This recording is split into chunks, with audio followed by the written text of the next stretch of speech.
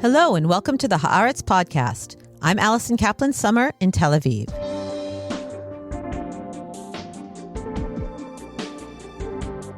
Throughout the years that Benjamin Netanyahu has been Israel's prime minister, and even more intensely through the years that Donald Trump has been president of the United States, the political partisan lines in Washington, D.C. when it comes to Israel have been clear.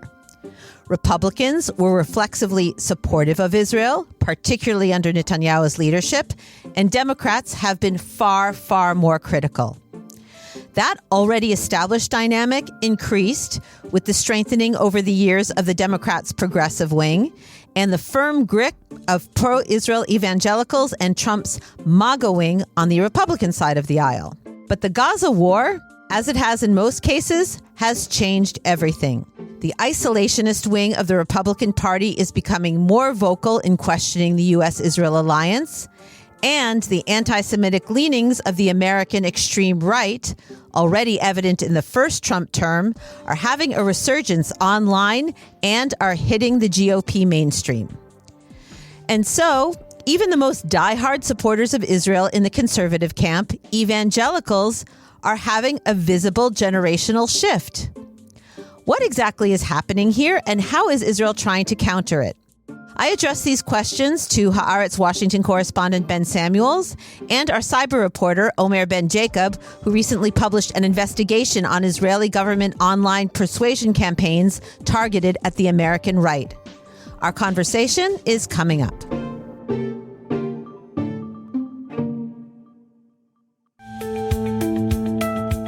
The past 2 years have changed Israel, and the story keeps unraveling.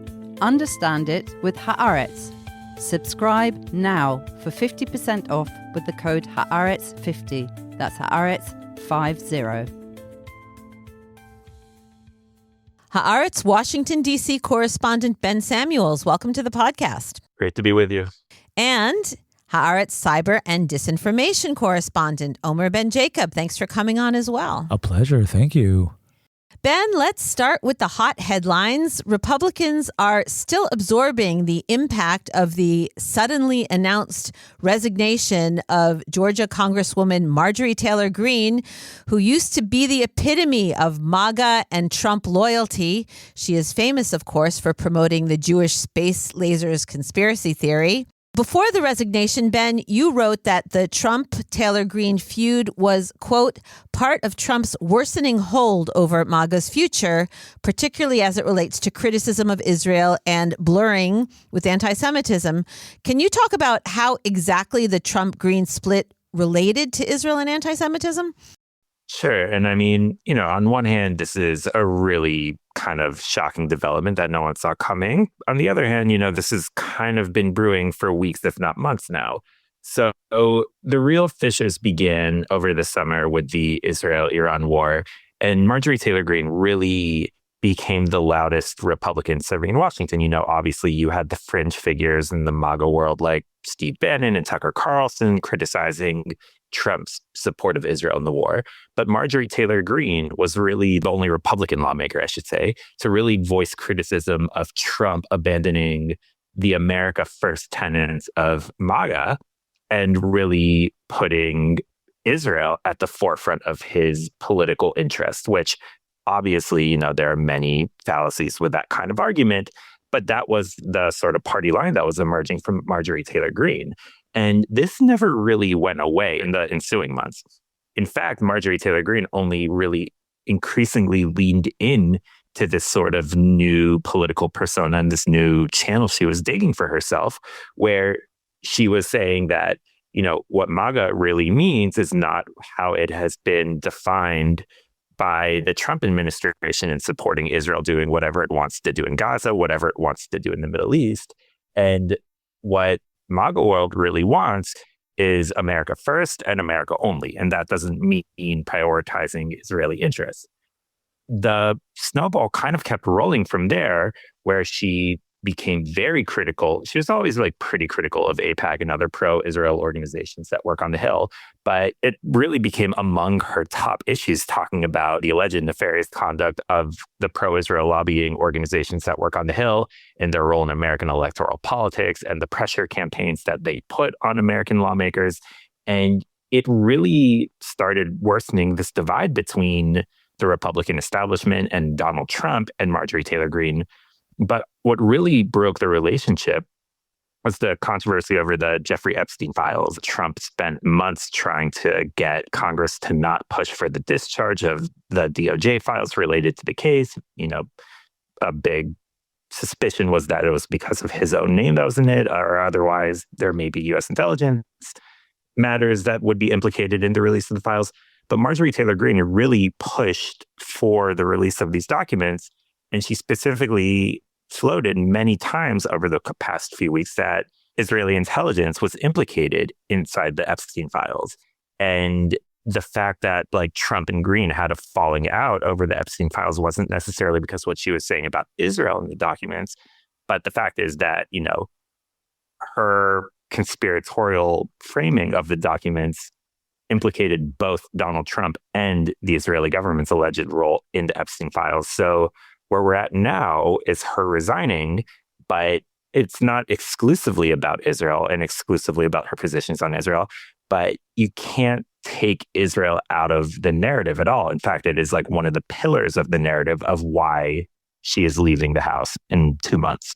We'll delve into this wider trend inside the Republican Party in a bit, but Omer, we've seen almost zero public admission by Prime Minister Benjamin Netanyahu, by the Israeli right, all so supposedly close to the GOP, the American right, the evangelical community over there. A lot of people say they basically traded liberal Jewish support in the United States for the support of the evangelicals. We don't see them publicly admitting there's any kind of a problem, as Ben describes, with the white nationalist crowd. Again, Marjorie Taylor Greene is a central part of that. In their world, all of the Israel haters and the anti-Semites are still on the left. But what you uncovered in your scoop, headlined "Losing the Republican Base, Israel Pours Millions to Target Evangelicals and Churchgoers," that all tells a different story, right? In which the government does acknowledge the problem and is spending a lot of money to do something about it. Can you just fill us in on what exactly you found and how you found it? It's not fully a scoop in the sense where a lot of these are open documents. And they're open documents because America has the Foreign Registry Act. You have to register if you represent or lobby for a government that is not the American government. Or a body based outside of the U.S. And through FARA documents, parts of which had been actually extensively covered in quote-unquote anti-Israeli media, but also parts in like kind of Jewish media had come out. And what I managed to kind of do is bring it all together and connect it to kind of older documents that I had that show how Israel has kind of shifted since October 7th from what you can think of as hasbara, which is, you know, trying to win hearts and minds for Israel and kind of fighting the quote-unquote anti-Israel, left-wing anti-Israel stuff, to actually almost, I would say, trying to preserve its base. And its base being just people who historically you would think of as like just the hardcore of the pro-Israel camp. And what's interesting is that my findings kind of run the FARA documents document a number of different levels of campaigns and operations. And I think it's really interesting because what the FARA documents show is that it's a joint effort to kind of try to target, you know, young evangelicals or Christian, like, you know, part of this MAGA core. But it's also an attempt to actually gain sway or actually gain access to kind of like different consultants or PR firms that are considered MAGA adjacent. So it's tactical and strategic at some level, and it has to do with this wider realignment that I think Ben really accurately and like astutely described right now through Marjorie. But like I think it's part of a much wider shift that maybe I'll put this bluntly, like it's less about anti-Israel and more about like anti-Semitism. I think in a really dark, heavy way, and you see that a lot of the campaigns that they're targeting alongside, again, like, you know, bots that do pro-Israel stuff, like they're paying for it. It's a thing, according to these documents. But it's also an actual attempt to kind of quell what the documents seem to indicate is a growing wave of anti-Semitism in the right. One of the contracts that we see that they've signed or the international PR firm that Israel commissioned to do this project for her is with a firm owned by Brad Pascal, who's kind of Trump's data guru and former campaign advisor in the campaigner space. And part of what he's tasked with or commissioned to do is actually craft an anti anti-Semitism strategy. And, it's not explicitly stated that it's not aiming towards woke people, but that's kind of, implicit in this kind of slew of campaigns that they're now commissioning. Ben, Omer's article focuses on the evangelical community. Our colleague in Haaretz, Josh Leffer, wrote in a recent column that, quote, the new white Christian nationalism is supplanting the last remnants of the old Christian Zionism. Apparently, that is what this online campaign is trying to address and target. From what you see in Washington, do you agree that that's what's happening? Like anything, it's complicated. I think that, there is a very real tug of war happening right now, both in terms of power structures and generational divides and different camps within the party. I think there's a very real and acute understanding that, while Donald Trump was very successful in his reascendance to the top of the political echelon right now, there is very much an open question about what happens next, both in terms of the 2026 midterms and also who Trump's torchbearer is going to be in the 28th presidential election. And there's no doubt that the conversations around Israel and accordingly the conversations surrounding anti-Semitism are playing a major role in informing these conversations. So with the generational divide, it very much mirrors what happened with the Democratic Party over the past few years, where, there has been a sort of, increased fluency and understanding that, just these unshakable, unbreakable bonds between U.S. and Israel should go unquestioned. And what you're seeing on different fringes of the party, however, is rather than, just saying, I'm going to support Israel because that is the will of God or whatever, evangelical talking points have emerged, you're seeing a lot of right-wing Republicans who are critical of Israel using their own Christianity to criticize the state of Israel and to criticize the treatment of Palestinian Christians. But on the other hand, you have another camp of evangelical Christians who are saying that this citation of their Christianity in criticizing Israel and promoting anti-Semitic tropes is the greatest threat to evangelical Christianity and to their hold on American power today. So, there's a real sort of realigning within the party about how to talk about these things and who to platform and who to give voice to and how to combat voices on the other side. And by all accounts, and it's only trending in this way moving forward, this is going to be, if not the defining issue of the oncoming Republican Civil War, it's definitely going to be on the top tier of issues that define it. Just as an external commentator, I'm not our American reporter, but as an Israeli who follows the politics and follows Ben's coverage, what's so scary for me, or what's so interesting, is how this kind of this almost rapid decline of this unshakable bond is actually built on the same people that for years, I would say, progressive voices have warned Israel of getting in bed with, in a sense. You know what I mean? This quote unquote, going back to the Tea Party, right? This almost philo-Semitism, right? We love Israel so much, that you also see in other parts of Bibi's kind of international kind of, you see it in Hungary and different kind of stuff. You see that it's not actually a good infrastructure for building your strategic relations as a country. And I think what's so sad is Israel actually did invest a lot in Hasbara, in trying, or at least in trying to align itself with the Republican Party. And there's something very tragic about seeing it fall apart so quickly, specifically after October 7th, where in theory, after investing in this stuff so much, you think we'd actually be better off, right? We wouldn't see a massive wave of anti-Semitism. So maybe that's a given. Maybe it's just the result of this kind of generational divide that Ben spoke about. But I think it's something wider. It's a very flimsy base for a partnership. God's will, I'll say. No, and on the flip side of that, I think it also shows the consequences of what Bibi's clearly losing gambit was in terms of just putting all of the support in the Republican Party, because you don't have the Democratic base to lie on now. There has been, I know we're talking about Republicans on this podcast, but, it's important to note on the flip side that the center of the Democratic Party has shifted so much in the past 2 years after Gaza. And, this is something that, could have been a trend that would have happened over the course of however many years and however many generations, that has just been utterly expedited, and it's been put on, 3x. And there is just no base of like unquestioning support anymore that Bibi could count on as a counterweight. And now Israel's really in uncharted waters in terms of trying to navigate, okay, we are under attack politically, and here is the base that we can count on, and here are the facts that we can engage with, and here's like our break glass in case of emergency strategy. That doesn't really exist anymore, and they are just trying to follow it in real time through the strategies that Omer detailed.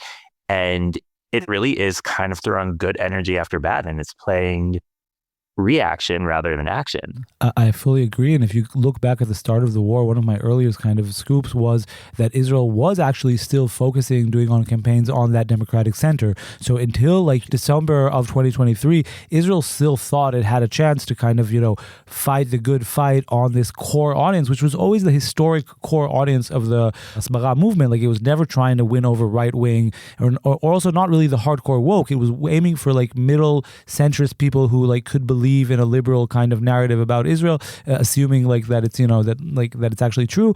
And what's so interesting is that fast forward 2 years, like they're actually, it's not just even that they're reacting, and as Ben accurately said, they're actually retreating. We're trying to cover our losses, both in the present and in this kind of wider generational shift. And I think we are actually in uncharted waters, and there's something actually dangerous about it. And I think it bodes it shows how misplaced Netanyahu's gamble was. Like we really, besides doubling down now and kind of sucking up to this MAGA universe, we don't really have a plan. Forget about Hasbara for anti-Semitism. I'm interested in what both of you think of this Tucker Carlson, Nick Fuentes controversy. It's become conventional wisdom that a huge step to mainstreaming anti-Semitism mixed with the old school isolationism on the conservative right sort of peaked in late October when Carlson hosted Nick Fuentes on his show, renowned anti-Semite, if there's such a thing, Nick Fuentes, and the Heritage Foundation, which is sort of the main core of right-wing Christian conservatism. Kevin Roberts defended Carlson and said that conservatives should, quote, feel no obligation to reflexively support any foreign government, no matter how loud the pressure becomes from the globalist class or their mouthpieces in Washington. That's not very subtle. Interested in what you guys think about that and the attempts by some of the Republican mainstream to speak out against it or decry it. We've seen Ted Cruz and Lindsey Graham speak out. Listen, I think on one hand, it's important not to lose sight of the fact of just how outrageous it is that someone like Fuentes is becoming mainstreamed and is giving a platform. That caveat aside, I think there is a tendency to overstate just how much Fuentes himself is the, trendsetter and how much he's beating the drum versus how much there's just been this ecosystem of misinformation and disinformation that has been created on the manosphere that just really sort of feeds into itself. I mean, aside from Fuentes being on Tucker Carlson, just in the past few days, he'd had some of the most popular podcasters in the world, promoting, decades-old conspiracy theories about Israel being involved in the JFK assassination or Israel destroying American military ships during the Six-Day War. And, the list of conspiracy theories is well established for people who unfortunately have to spend a little bit too much time in the muck, like Omer and myself. But the fact that these are just being blasted to millions and millions of podcast users and Twitch streamers and people on X without any sort of real fact check or filtration system, I think it almost is obvious when you think of it that way that of course anti-Semitism and the inevitable sort of rejection of fact-based argument and just really kind of reframing generational old hate in the context of the internet in 2025. I think that's the only way this was ever going to play out. And how you better combat that, I think that is a whole nother podcast episode. But, I think it's only logical that this is where we ended up based on the information that we have and the systems that are currently in place. I really agree, and I'll almost piggyback on that and just say, now add into that this whole kind of AI cultural shift vis-a-vis, for example, Grokpedia. So imagine now a world in which everything that's happening on Twitter in this anyway completely unaccountable space in which like information flows, and we're seeing this now, how many like accounts are now being exposed as not being who they actually are because Twitter changed their settings. And you think about that, all that now is now being not just encoded in some vibe discourse that we feel on certain Twitter feeds, but inside what's like becoming a partially popular encyclopedia. And now when it was on Wikipedia, you could at least kind of edit and fight the good fight, and like there's been some reporting on that. But now it's like it's a black box. It's like everything, it's encoded into Grokpedia, right? And you think about the power people like Elon Musk have in that context now, and there's a lot of discussions about like his influence on the X algo or whatever. And I think it's like, regardless of his actual role in that, there's something scary about imagining what happens if this the past 5-10 year discourse that led us to this moment is actually now enshrined and codified and becomes the base for our language models. You know what I mean? Like AI trains on Twitter, like it trains on Reddit, it trains on these platforms that we've kind of given up, certainly after Trump has come back to the White House, on moderating at any level and expecting them to be accountable to any form of anti-Semitism or like disinformation they put online. So do you feel like Israel's on the right track and doing what it is you reported on, or do you feel like it's too little too late? We're doing great. It's going to be fine. No, I'm joking. Everything is good. Nothing to see here. No, I think it shows two very sad things. One, I think it shows, and I think this is actually like, a civilian failure within Israeli society, like an actual massive failure. Like Israel spent millions on this Hezbollah stuff, and none of it paid off on October 7th. Forget what happened after October 7th. Yeah. Just on that day, in like almost the first 100 hours, nothing paid off. It almost like we had zero infrastructure in place at all. And as Ben really actually described it, like the whole policy has been misplaced. Like, and now we're not even trying to win the people that we wasted millions on trying to convince, and maybe actually did damage to ourselves, right? Because I think spending so much time and focus on Hezbollah actually undermined Israel's kind of position as an honest spokesperson for a critical spokesman of itself. And I think what we're seeing now is in a sense more of the same. I don't think it's a good policy. I think what's changing is just the focus and the flavor, and it's expanding. But I think no, they're still trying to kind of say, okay, if there's going to be bots against Israel, then we're going to do bots for Israel.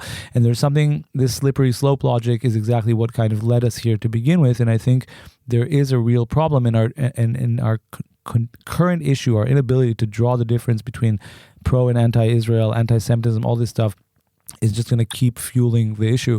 I'm genuinely quite concerned, to be honest, and I'm also sad as a taxpayer. Like a lot of my money has gone to preventing this, and it's the exact opposite has happened.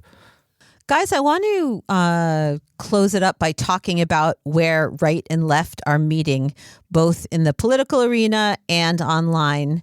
Ben, in your most recent column, you posited the contents of Marjorie Taylor Greene's resignation letter next to New York Mayor-elect Zohran Mamdani's visit to the White House, in which Mamdani told Trump about his opposition to Israel's genocide in Gaza, his constituents' opposition to U.S. taxpayer funds supporting such atrocities.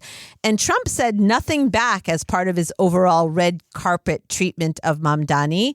And you wrote, Ben, that, quote, Trump's conduct in the meeting will go down as one of the most alarming moments for Netanyahu's allies in Washington, and that it embodies a long gestating but rapidly developing political realignment in America. So talk about the realignment for a moment. Do we feel a horseshoe effect where right and left, who seem to be agreeing on nothing these days, are meeting when it comes to hostility to Israel in the wake of the Gaza war and some sort of anti-Semitic belief in all-powerful Jewish overlords who either epitomize Western capitalism or are enemies of the West? I think Mamdani's victory was proof of concept for a lot of progressives that this old school nature of thinking about, progressive politics with an exception for the Israeli-Palestinian conflict doesn't have to be that way anymore, and that you have to have a sort of moral consistency if you care about certain issues. So if you care about affordability and the cost of living and all of these issues that, the Democratic Socialists of America say are at the top of mind for voters, you can't say, well, Israel-Palestine's complicated, so I'm not going to engage with that so much, or foreign policy isn't my foray, so I'm going to kicked out to the experts. That doesn't exist anymore. And if you want to be a progressive upstart, you have to have a very clear, salient point of view on the Israeli-Palestinian conflict and on human rights everywhere, because you can't just be selective in where human rights are an applicable situation. Where Mamdani and Greene are similar, which, I think they would be the first two people to say that, they disagree on 99% of the issues, but you have to care about your constituents first and foremost, and you have to prioritize them. And you can't prioritize the interests of a foreign country over the interests of America. And that messaging is really resonating with a lot of young, disenfranchised voters who feel that Washington and the American political system has completely left them behind. And I think this old school way of being okay, well, here's how the left looks at Israel versus how the right looks at Israel. And here's how the left looks at the economy versus how the right looks at the economy. Obviously, some of those core tentpole issues will still kind of be viewed on a left-right front through that lens. It really is becoming more of a top-bottom issue where, especially, just look at what has fueled Trump's rise and how Trump still kind of is trying to piggyback on this affordability messaging that Mamdani so clearly articulated. I think we're really going to have to enter a new era of how we describe political bases and political issues and where candidates sort of differentiate themselves from one another. Omer, is this reflecting itself online? Are left and right sharing this kind of content with each other? Is it going back and forth? It's a really good question. I think there is this kind of almost horseshoe theory, you know what I mean? Where it kind of meets at some ends. And I think we've seen that sway back and forth. Again, from my perspective, the more interesting sides of this debate have to do with the anti-Semitism, less with the kind of pro and anti-Israel, knee-jerk responses to certain events. And initially it was suddenly we saw Chinese disinformation accounts started doing stuff about Israel, with stuff you'd never see before. It used to be just Iran and the pro-Palestinian kind of networks.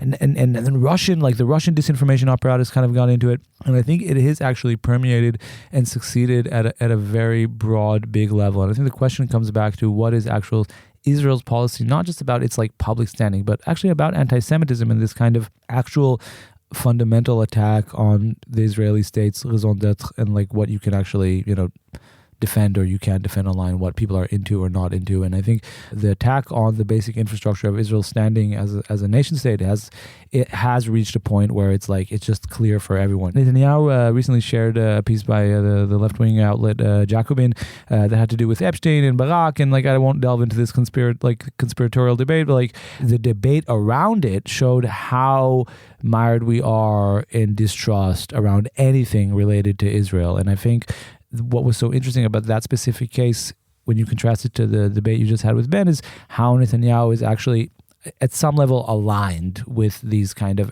quote-unquote anti-Israel forces. Somehow he's helping provide fodder in which the level of kind of, trust that Israel inspires just gets further and further eroded.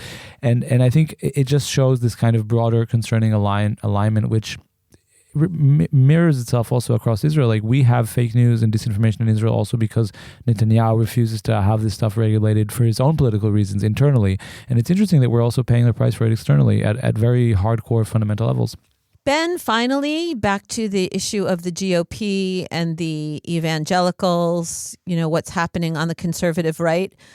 Are American Jewish liberal mainstream leaders and thought makers who care about Israel turning and saying to Israel, "We told you so"? Netanyahu, Israel, you put your eggs in one basket and it's looking right now like a pretty bad basket? Well, I think that would presume that U.S. Jewish establishment leaders have ever held Netanyahu adequately accountable, which they haven't. And, I think they have just as much complicity as Netanyahu does in the situation that American Jews and Israel's growth of isolation. I think much of that is obviously the fault of the Israeli government. There is enough blame pie to go around where American Jewish establishment leaders will have their fair share. I really agree, and I'll even take it one step further. When you look at what I call the hasbara fail, for me, and this is my very kind of personal opinion, when you look at the history of the hasbara, when you spend 10, 15 years trying to do apologetics for the occupation and demonizing anyone who calls out something that is actually not really justified from any moral or national security perspective, then yes, no one then believes you when something actually terrible happens, and you now have to use that apparatus to try to make actual factual claims and not just, say, oh, this person is anti-Israel because he'll call this occupation, but he won't say that about, this country, and just doing this kind of like calling out performative thing that became kind of standard for a lot of the pro-Israel kind of world. And I think in retrospect, that's very sad. It was sad not just because the occupation is bad, but also it's sad because of what Ben just said. Yeah, we've created a world in which even the most of the spectrum of the Jewish world is uncomfortable criticizing Netanyahu because that's also considered now being anti-Israel, and we let that happen, and it's not the same thing, and that's sad. Well, on that cheerful note, guys, Ben, Omer, thank you so much for coming on the podcast. I encourage listeners to go to the amazing articles that both Ben and Omer have written on this topic. We'll put some links in the show notes for you. Thank you for coming on, Omer, Ben. A pleasure. Always a pleasure. Thanks so much.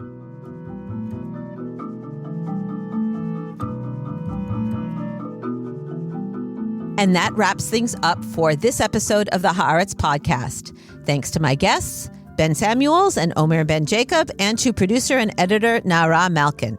If you want to continue to listen to the podcast and make sure you never miss an episode, please subscribe to us on Apple, Spotify, or wherever you get your podcasts. And if you're so inclined, leave us a 5-star rating and more people can find us that way. To keep up with all the latest news on Israel, the Middle East, and the Jewish world, also, don't forget to subscribe and follow Haaretz.com. I'm Alison Kaplan-Summer, and until next time, shalom from Tel Aviv.